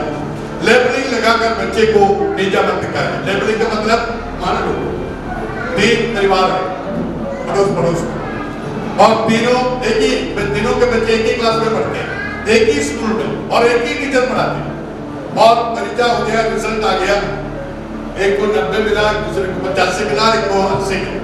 तो 80 वाला माता पिता उस बच्चे को पकड़कर बोलता है, देखो वो 85 लाए, वो 90 लाए, तो 80 लाए। क्या तुम्हारे खोपड़ी में गोबर है, मट्टी है, तुम गधे हो? तुमसे कोई उम्मीद नहीं देख सकते, इस तरह की नकारात्मक बात बहुत बोलते हैं। ऐसा कभी मत बोलिए, ना कंपैरिजन कीजिए। मैं आपसे कहना चाहूंगा, This is period number 5. मैं आपसे ये बताना चाहूंगा, भले ही आपके बच्चे बुद्धिमान नहीं है, तो भी आप रोजाना अपने बच्चे को अपने पास बुलाकर प्यार से बताओ, बेटा तुम बहुत बुद्धिमान है, तुम बहुत कुछ कर सकते हैं, तुम पर हमारा भरोसा है, तुम आगे बढ़ो, हम आपके साथ हैं। आप रोजाना बच्चे को ऐसा बोल के देखिए तो बुद्धिहीन बच्चे भी बुद्धिमान बच्चा बन जाता है। जो बोलते हैं ना, गधे भी भगवान बन जाता है, ठीक उसी प्रकार आपके बच्चे भी अच्छे बुद्धिमान बच्चे बनेंगे। आपको सकारात्मक बात हर समय बोलना पड़ेगा, सही नैतिक मूल्य सिखाइए। जब नैतिक मूल्य के बारे में बताते हैं, मैं थोड़ा याद करता हूँ हमारे देश के संविधान, जब संविधान का नाम मैंने लिया, मैं आपसे एक सवाल पूछना चाहूंगा किरावली के यहाँ बैठे सभी माता पिताओं से। हम देशभक्त हैं, देश प्रेमी हैं, संविधान के बारे में हमने सुना है, लेकिन आप में से कितने लोग इस समय तक देश का संविधान नामक का जो किताब है, तो ये नहीं बोला आपने हाथ में लिया खोला पढ़ा, नहीं चाहिए, वो किताब को कहीं देखा भी हो तो ईमानदारी से हाथ उठाइए। भारत के संविधान नाम का किताब यदि आपने कहीं देखा है तो ईमानदारी से हाथ उठाइए। एक बस, इतने 2 3, इससे ज्यादा कोई है नहीं, इतने सारे लोग बैठे हैं, उनमें से 2 3 लोग देखा है। इसके मतलब हम अपने संविधान के बारे में जानना नहीं चाहते, उसका महत्व नहीं समझते। और मैं आपको बताना चाहूंगा, और मेरा आज बड़ी खुशी का दिन है, मेरे गौरव के लिए, मेरे लिए गौरव का बात है कि किरावली के माता पिताओं को जिंदगी में पहली बार देश का संविधान नामक किताब दिखाने का गौरव मुझे मिला। यदि आपको अच्छा लगा, जोर से तालियां बजाइए। प्लीज माता पिताओं, यदि आपके घर में गीता है, कुरान है, बाइबल है, गुरु ग्रंथ साहिब है, तो वो एक हाथ मेरे को और दूसरे हाथ में आपके हाथ में कौन से धर्म ग्रंथ होना चाहिए? देश का संविधान। ये उतना ही महत्वपूर्ण है जितना गीता है, बाइबल है, कुरान है या गुरु ग्रंथ साहिब है। इसका दाम ज्यादा नहीं है, 200 से 300 के बीच में आपको ये मिलेगा दुकान से। प्लीज हर माँ बाप से अनुरोध है, हर एक घर में एक संविधान होना चाहिए देश का, और इसको खरीद के रखिए, टाइम मिले उसको पढ़ लीजिए, समझिए और अच्छा देशभक्त बनिए। और इसके सबसे पहला चैप्टर है प्रस्तावना, उसमें ये लिखा है 4 मूल्यों के बारे में। नंबर 1 जस्टिस, न्याय, इक्वालिटी समानता, फ्रीडम स्वतंत्रता, फ्रेटर्निटी माने भाईचारा, न्याय समानता स्वतंत्रता समानता भाईचारा। ये 4 मूल्यों को भारत के हर एक सिटीजन के अंदर होना चाहिए। आपके अंदर भी ये 4 मूल्य होना चाहिए, और आपको ये 4 मूल्य खुद प्रैक्टिस करके बच्चों को भी सिखाना चाहिए। बच्चों के अंदर भी ये 4 मूल्य अत्यंत जरूरी है। जैसे एक घर बनाने के लिए 4 मजबूत खंभे की जरूरत होती है, हर इंसान को इंसान बनाने के लिए ये 4 मूल्यों का बहुत जरूरी है, और इसको आप भी प्रैक्टिस कीजिए। और ये हर समय ध्यान रखें, अनुशासन द्वारा ही प्रगति संभव है। यदि कोई भी चीज का प्रगति चाहिए, अनुशासन। आज तक आपने लेट लतीफ हो गया, समय का पाबंदी नहीं रखा, अनुशासन नहीं रखा, कोई बात नहीं। कल से मेरा करबद्ध निवेदन है सभी लोगों से, यदि आपके बच्चे को 7:30 स्कूल में बुलाया है, तो आप घर से ऐसा निकलना चाहिए कि 7:20 को मैं अपने बच्चे को स्कूल में छोड़ दूं। क्यों? आप बच्चे को वहां गेट पे छोड़ देंगे, और बच्चे को अंदर बहुत चलना, पूरा बैग ले, और पता नहीं पहली मंजिल में, दूसरी मंजिल में कौन सी जगह बच्चे के क्लास है, वहां तक वो बैग लेकर गया, और थक के पूरा सांस न मिलकर पहुंच गए, और तुरंत उतर के उनको वापस आना है असेंबली के लिए। तो इसलिए बहुत परेशान होते हैं बच्चे। उनको थोड़ा 10 मिनट का टाइम दो, वो आराम से क्लास में जाए, बैग रख के आराम से वापस आए, थोड़ा सुकून से शांति से असेंबली में भाग ले, उनका दिन शुरू करें। इसलिए अनुशासन जरूरी है। कुछ माता पिता ऐसा है, घर से निकलता है, गाड़ी में बैठा दिया, मोजा और शूज उनके हाथ में दिया और बोल दिया गाड़ी में बैठे बैठे पहनो और जल्दी चला के उनको गेट के पास 7:30 के 7:19 को पहुंचा दिया, धकेल दिया। टाइम पे पहुंचे। ऐसा मत कीजिए प्लीज। बच्चे को थोड़ा अनुशासन आपके घर से आपके द्वारा होना चाहिए। थोड़ा जल्दी भेजिए, 10 मिनट पहले पहुंच जाए। बच्चे को ये भी समझाइए कि संघर्ष और कठिन परिश्रम ही सफलता का एकमात्र मार्ग है, कोई शॉर्टकट नहीं होते। कोई भी महान व्यक्तियों का जिंदगी आज तक शॉर्टकट में नहीं बना। सफलता के लिए संघर्ष करना पड़ता है, कठिन परिश्रम करना पड़ता है। यदि आप अपने बच्चे को उज्जवल भविष्य चाहते हैं, बच्चे को अनुशासित बनाइए, बच्चे को मूल्यों पर आधारित जीवन बिताने के लिए सिखाइए, उनको शिक्षित कीजिए, उनको संविदा से आगे बढ़ाइए, उनको संस्कारित कीजिए, तब जाके आपका बच्चे का सर्वांगीण विकास होके उनका उज्जवल भविष्य होगा। हम भी यही चाहते हैं, आप भी वो चाहते हैं, हम सब मिलकर इस काम को अंजाम दें। इसके लिए मैं आपका सहयोग देता हूँ। आप लोगों ने मुझे बहुत अच्छा सुना, इतनी देर बैठकर आपको बहुत बहुत धन्यवाद। आपके उज्जवल भविष्य के लिए भगवान से प्रार्थना करता हूँ, भगवान आपका परिवार को आशीष दे। धन्यवाद। And loving words. Dances come and go in the twinkling of an eye, but the dance lives on, said by Michael Jackson. Now, here comes our friend with a stage-building performance. It is now...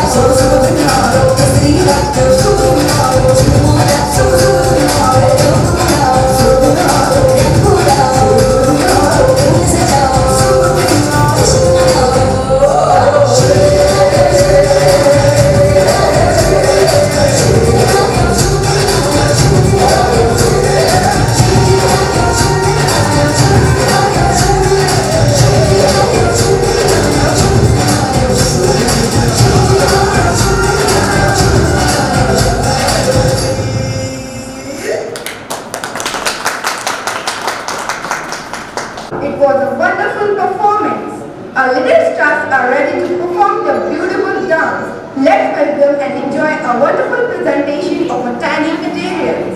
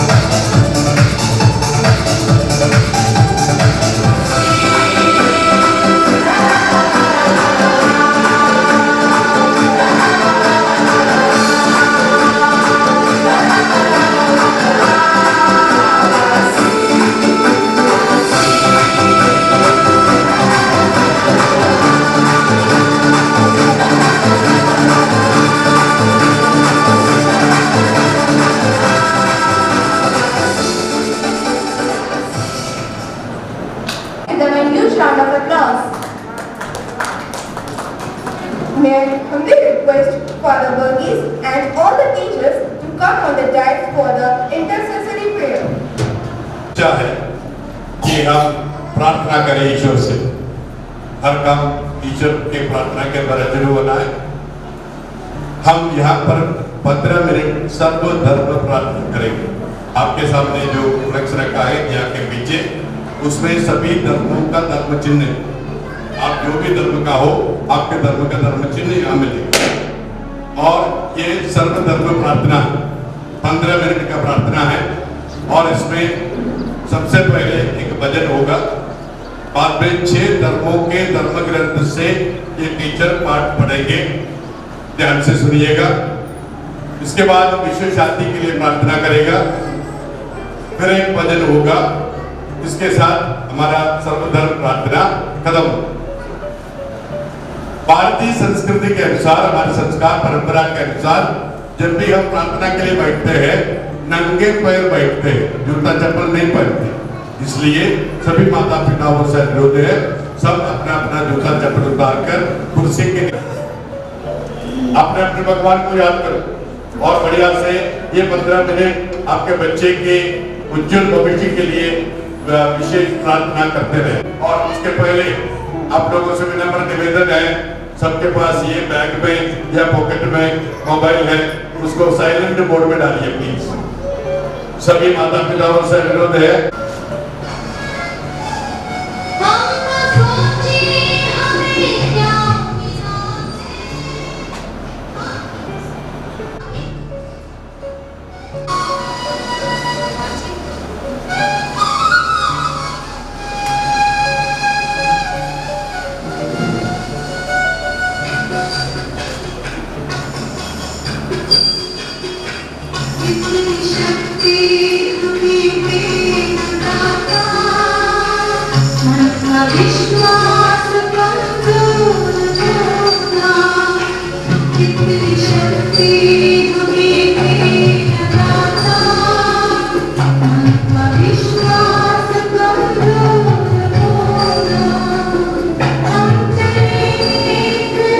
Shrimad Bhagavad Gita से हम पाठ सुनेंगे। यदि कोई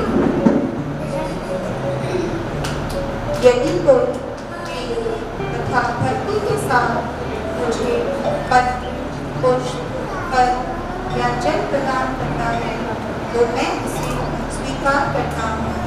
हे कुंती पुत्र, तुम जो कुछ करते हो, जो कुछ खाते हो, जो कुछ अर्पित करते हो या दान देते हो और जो भी तपस्या करते हो, उसे मुझे अर्पित करते हुए करो। पवित्र गुरु ग्रंथ साहिब से पाठ सुनेंगे। वायु, गुरु और जल पिता है। पैदा करने वाली धरती हमारी माता है। दिन और रात्रि दोनों खिलावी खिलावा है, जिनके साथ समस्त संसार खेल रहा है। जीवों के अच्छे और बुरे कर्म धर्मराज की हजूरी में पड़े हैं। अपने अपने किए कर्मानुसार कोई निकट और कोई दूर होता है। जिन्होंने नाम का स्मरण किया है वह कमाई सफल कर गए हैं। उनके मुख उज्जवल हैं, उनके साथ और अनेक दृष्टि मुक्त हुई है।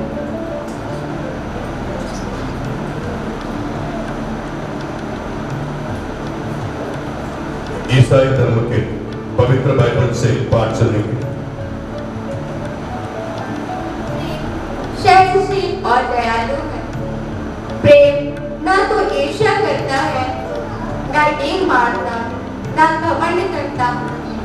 प्रेम आशोक में व्यवहार नहीं करता, वह अपना स्वार्थ नहीं खोजता।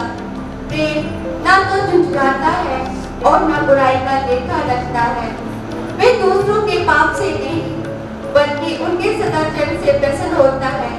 वह सब कुछ ढांक देता है, वह सब कुछ पर विश्वास करता है, सब कुछ की आशा करता है और सब कुछ सह लेता है।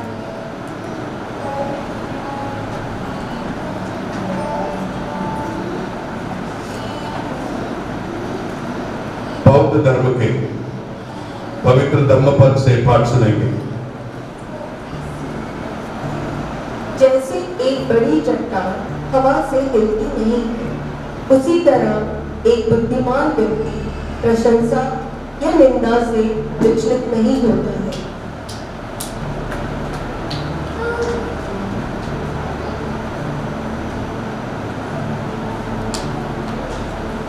जैन धर्म के पवित्र ग्रंथ से पाठ सुनेंगे।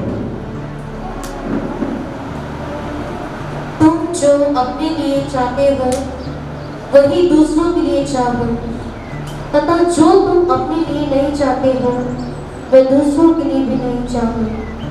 यही जीव शास्त्र है तीर्थकार का उद्देश्य।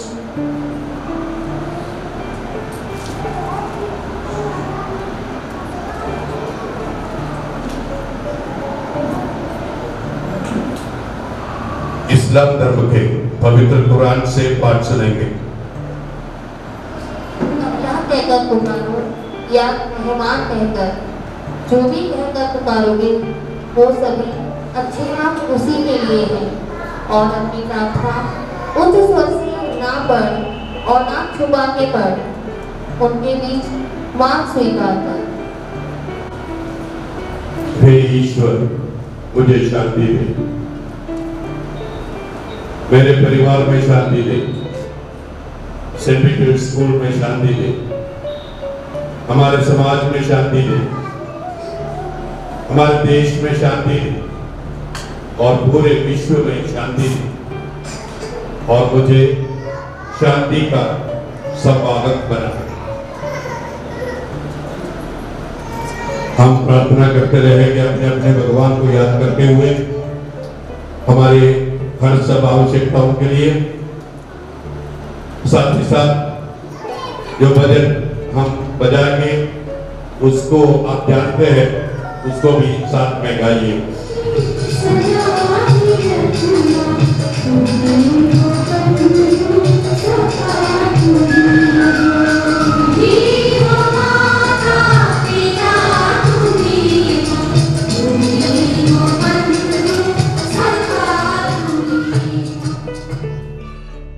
Humbly request Reverend Father Varghese to stand and organize the Vidya Arang Samaroh.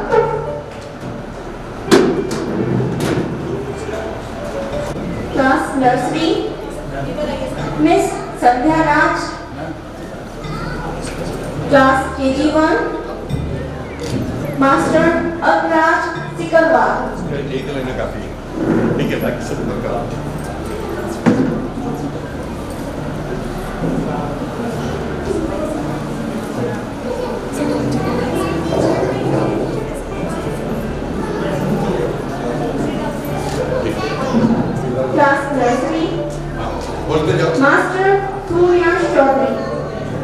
Class KG1, Miss Akshata.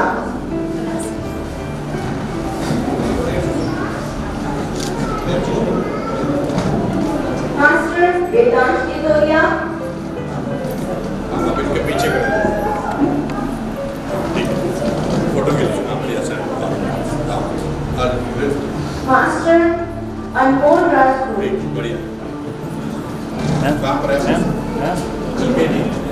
भैया भाई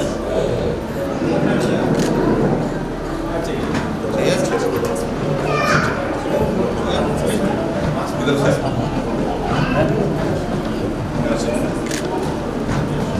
Master Arav Indoria. बोलिए बोलिए। Master Arush. इधर इधर देखना नहीं आप खड़ा खड़ा कर दो पीछे। नहीं वो हाँ Miss Ashvika Sharma. कर लिया। Miss Charu. Miss Devanshi. Class में Class KG1, Miss Diya Sharma. Actually बोलते हैं Class KG1, Miss Ganesha. डेढ़ से खत्म हो गया। जब नहीं सही हो गया। एक minute Class KG1, Miss Harshita. सीधे आदमी का ठीक है। हाँ, ठीक है। हाँ, ठीक है आप लिखवाइए। भैया ठीक।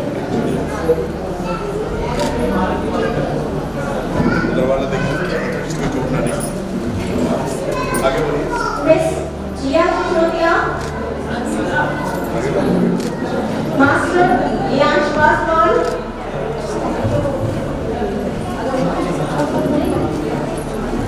Master Devansh Chaudhary. जाने दीजिए। Miss Pallavi. ठीक है अगला Master Pratik. आइए।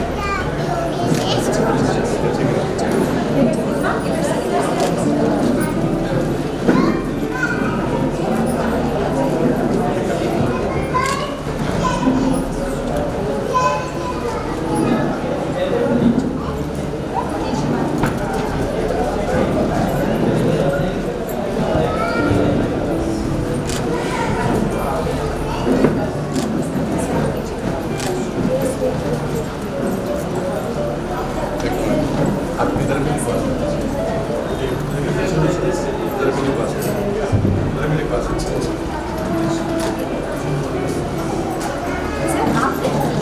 साथ में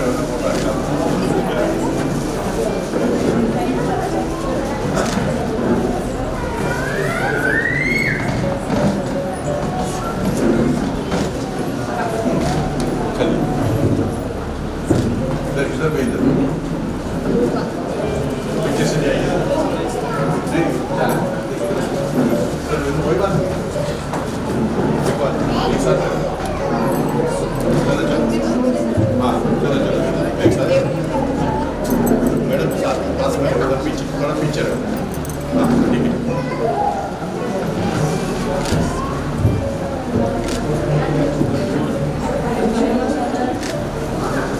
हमारे लिस्ट में जो भी नाम है हमने बुला दिया यदि यहाँ कोई बैठा है आपका एडमिशन हो चुका नाम नहीं सुना प्लीज आगे आए यदि आप में से कोई इधर हो आपका एडमिशन हो चुका है आपका नाम नहीं सुना हो तो चेक लेकर आगे आ सकते हैं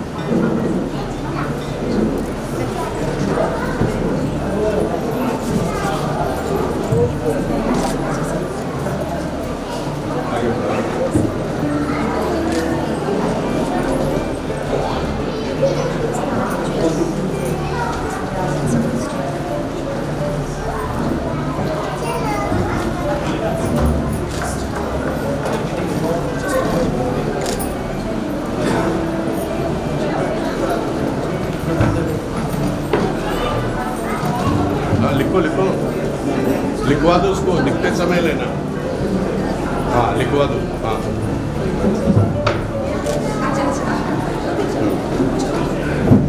ठीक है, बढ़िया।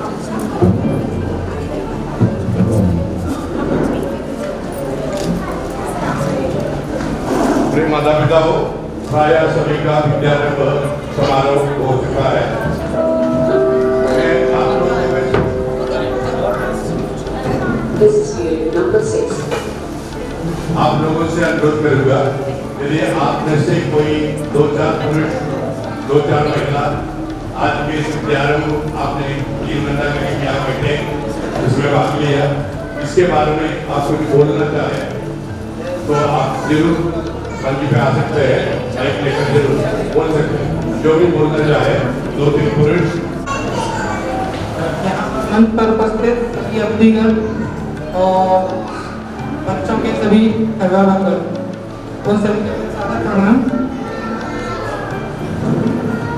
सबसे बड़ी बात है कि हमें यहाँ स्कूल सौभाग्य प्राप्त हो रहा है।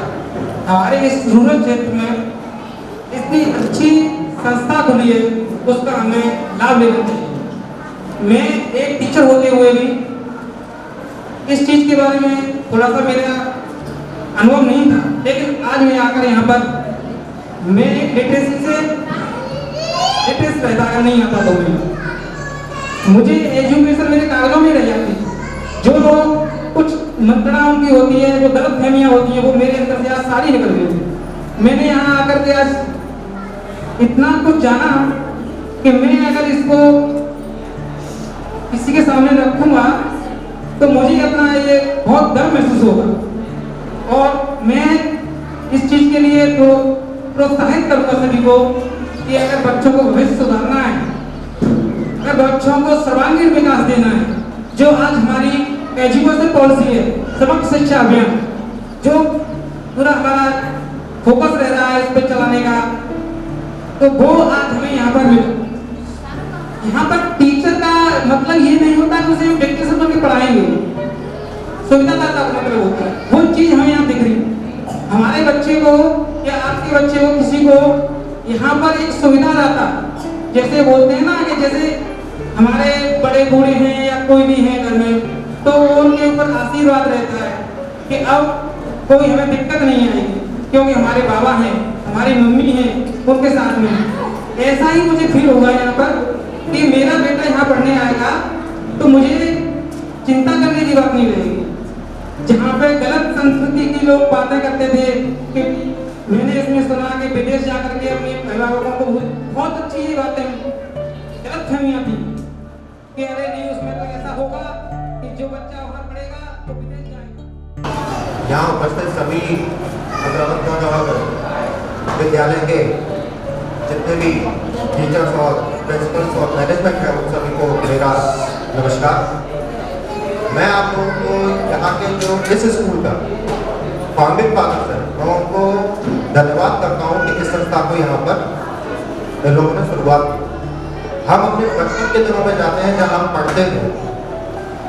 मैं खुद एक RSS स्कूल विद्या मंदिर में पढ़ता था जहाँ तक मेरी 8वीं की एजुकेशन हुई। उसके बाद जब मैं 12वीं की एजुकेशन के लिए गवर्नमेंट स्कूल्स में गया, PICs में गया, वहाँ का ये इस तरीके की पढ़ाई की कि टीचर्स को तो अपना सैलरी मिलता है, उसके बाद स्टूडेंट क्या करते हैं उसकी उनकी जिम्मेदारी। युवा जो भी स्टूडेंट थे वो अपने सेल्फ होंगे कि आपको जो करना है वो अपने आप करें। लेकिन आज तो हमारे बच्चों के पास एक ऐसी संस्था है जिस तरीके से बच्चों का पहला कदम लेना जितना महत्वपूर्ण होता है उतना ही महत्वपूर्ण होता है एक विद्या पाने के लिए एक विद्यालय में अच्छे विद्यालय का एक अच्छा इंस्टीट्यूशन ही एक बच्चे के लिए सर्वांगीण विकास को आगे बढ़ा सकता है। और मैं आभार व्यक्त करता हूँ इस विद्यालय के सारे समस्त स्टाफ को और समस्त फाउंडिंग फादर्स को इस विद्यालय को यहाँ क्रांति में आंदोलन ने शुरुआत की।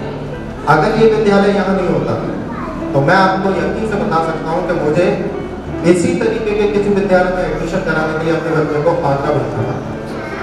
जो मेरे लिए भी एक बहुत बड़ा चैलेंज होता और शायद मेरे जैसे बाकी अभिभावकों के लिए भी एक चैलेंज होता, क्योंकि आगरा तक भेजना और बच्चों की सुरक्षा का भी ध्यान रखना वो भी बहुत जरूरी है। तो मैं इसी के साथ यहाँ इस स्कूल के जितने भी स्टाफ हैं, जो भी मैनेजमेंट है और प्रिंसिपल सर को बधाई देता हूँ कि आप लोगों ने यहाँ पे इस संस्था का शुरुआत किया और इसको आगे बढ़ाया, और मैं आप लोगों से अनुरोध करता हूँ कि इस चीज़ को और आगे बढ़ाइए और मुझे पता चला इतना अच्छा हुआ और हमारे बच्चों का इस तरीके से नामकरण भी हुआ, तो फादर जी का आप लोगों का सबका सम्मान मिला, ये मुझे बहुत ही अच्छा लगा। और जैसा कि आपने से बोला है कि उसमें ट्राइब को अपने बच्चों के साथ कैसा व्यवहार करना चाहिए, कैसे रहना चाहिए, तो उससे मुझे बहुत ही शिक्षा मिली आपकी बातों से।